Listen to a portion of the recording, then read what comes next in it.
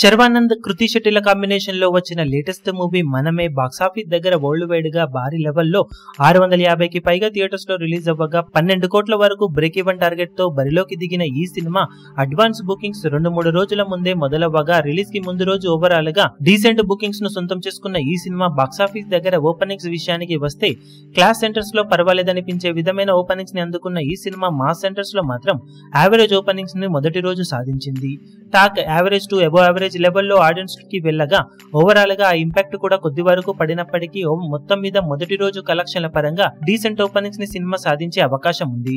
శర్వానంద్ నటించిన previous movie ఒకే ఒక జీవితం తొలి రోజు 75 లక్షల రేంజ్ లోనే ఓపెన్ అయ్యి తర్వాత పుంజుకుంది. ఇప్పుడు ఆ సినిమాతో పోల్చితే బెటర్ ఓపెనింగ్స్ నే మనమే సినిమా సొంతం చేసుకోబోతుందని చెప్పాలి.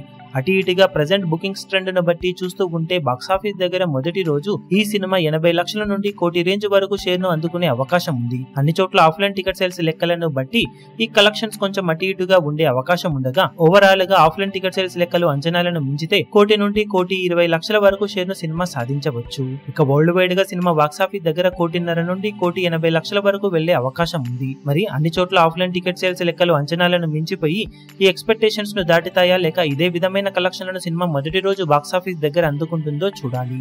ఫస్ట్ డే అఫీషియల్ రిపోర్ట్స్ వచ్చిన తర్వాత సినిమా ఎలాంటి కలెక్షన్లను సాధించింది అన్నది అప్డేట్ చేస్తాం. ఈ వీడియో మీకు నచ్చినట్లయితే లైక్ చేయండి, షేర్ చేయండి, ఛానల్ ను సబ్స్క్రైబ్ చేయడం మాత్రం మరవకండి. ఏ చిన్న అప్డేట్ ను మిస్ అవ్వకూడదు అనుకుంటే బెల్ ఐకాన్ ను ప్రెస్ చేయండి.